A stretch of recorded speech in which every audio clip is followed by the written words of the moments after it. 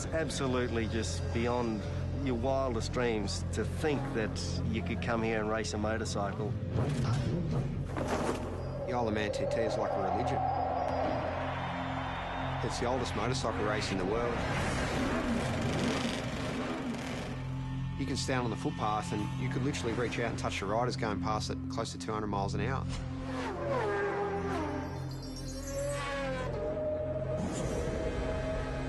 The houses are passing you so quick, sometimes it feels like you're inside a video game.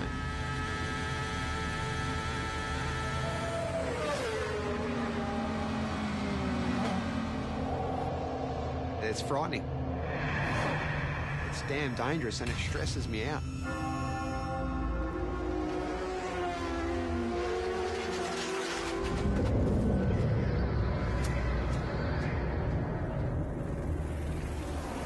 Unless I'm very much mistaken, Mark, this is the greatest motorsport event in the world.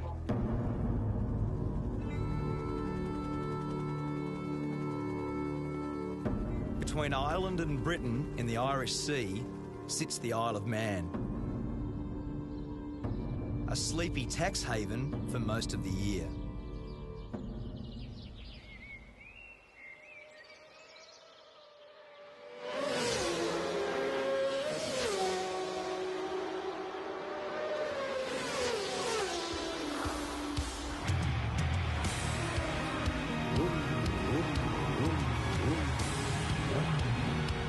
I've come here to witness the most dangerous road race on Earth.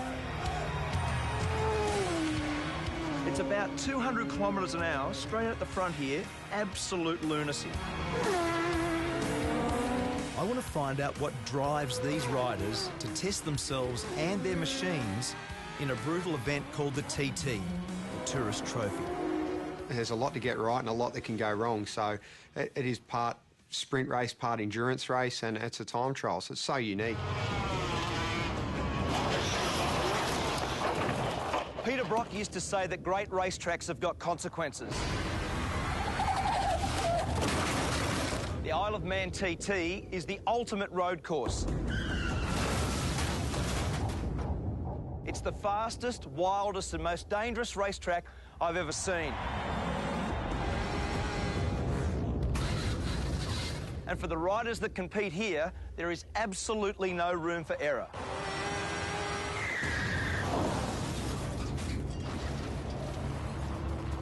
In its 104 years, 234 riders have died. It says on the back of your pass that motor racing is dangerous. This is dead set dangerous, isn't it?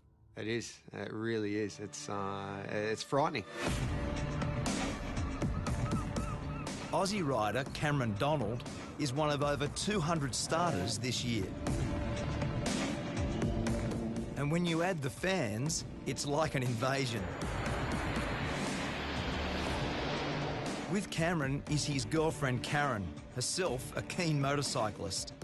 They've been planning for the race all year. So is this normal nervous start tension? Kind of is. Normally this is done the night before. Is it? Or late night last night, obviously? Usually we like to have this done the night before, everything, but by the time we finish, like 11 o'clock, it's just like, let's get out of here and worry about it tomorrow. So what's Karen's job in this world? Keep me calm.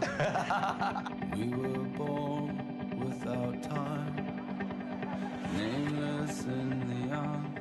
Cameron grew up in Warrandyte in Victoria. It was his dad, Ken, who introduced him to the thrill of the two-wheeler. Lots of bike photos, not many other ones. It consumed a fair bit of time, didn't it? It did. It took up a lot of time. From a young age, Cameron began winning and winning. I remember Mum actually saying to me, you know, you can't, when you're going to buy or build a house, you can't live in a motorbike. I remember saying to her, yeah, Mum, you can't race a house. So I think then she just pretty much gave up. The TT is held over a fortnight. 1 week for practice, 1 week for racing, 7 races in all. And in between, the public can go flat out, no speed limit on the Island Road course. Everyone that races here knows the dangers and they accept them and they do their best to ride accordingly.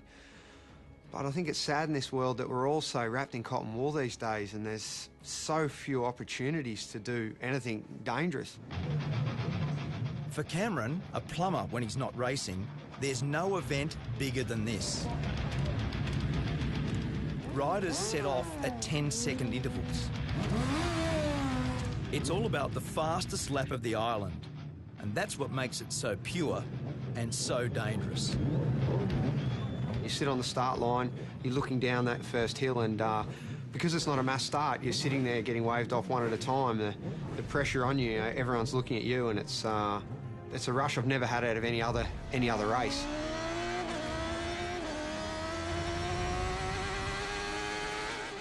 There's just so few events in the world where we can do such a thing, you know, where you can close off a road and race a motorbike around it. It's such a beautiful thing. 61 kilometres of public roads. Over 200 corners to be negotiated. Top speed, 330 kilometres an hour. This isn't a track. This is a country road. Like, let's not get this wrong. And it's fast. My friend and 5 times world champion Mick Doohan has come here for the first time. Sort of madness, you know. He's not racing, but on the parade lap, he got a taste of what it's like. First reaction, as soon as you saw the place, looked around, what was your first reaction? Yeah, I didn't need to come here to have that reaction.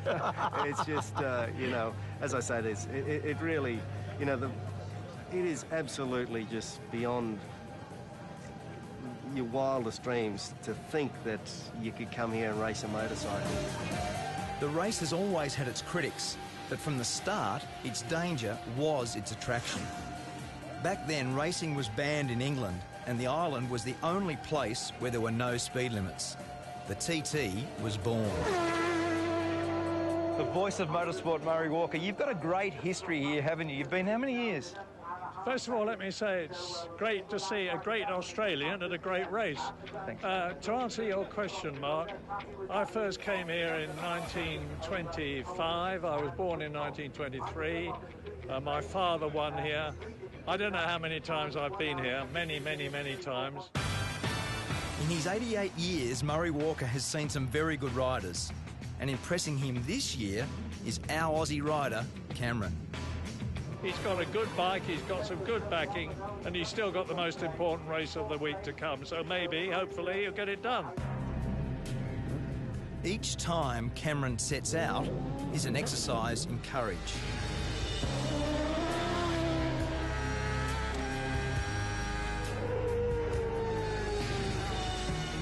Each lap is an anxious one for Karen, who gets radio updates on his progress. I see the worry in her face before I head out for a race, and sometimes I feel a little bit guilty for putting people close to me through that stress. In the week I was there, 7 people lost their lives. 3 riders and 4 members of the public. ACU Events Limited regret to announce the death of Derek Bryan. I've lost a couple of friends in my years racing at the Isle of Man, and I do think of them in the corners that they've fallen in, and where Dobbsy crashed is one of the most intense corners on the track. Dobbsy, Paul Dobbs, died in the TT last year. He lost his life to the sport that he loves, like, so. Just one of them, mate. Paul was buried on the island, leaving behind his wife and 2 daughters. So what did you love about him? God, everything. Racing. Bridget is Paul's wife. A year on, she's brought the girls back to remember their dad at the race he loved. You know it's risky, of course you do. I mean, you know, everyone loves those photos of riders' heads this far from a stone wall. You know, obviously, the reason you love those photos is you think, oh my God, it's so close, you know? That's, it's, you know, other people have said that you only really know that you're alive when you're almost not. Some are just plain lucky to survive. Like Connor Cummins.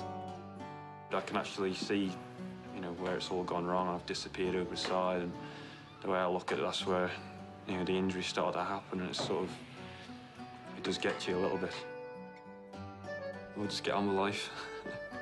The world ain't gonna stop for me. Has your opinion of the TT changed based on what's happened? No? No. Do you think it should be banned? You can't possibly ban it. I mean, I don't know if you could ban it if you tried. It's like a monster, you know. It's bigger than the rest of us. Riders don't come here for the prize money. There's hardly any. The TT is simply about the glory of being the fastest. And for Cameron, it was a glorious week. In his chosen race, the Superbikes, he was just pipped for first. But second still felt pretty good.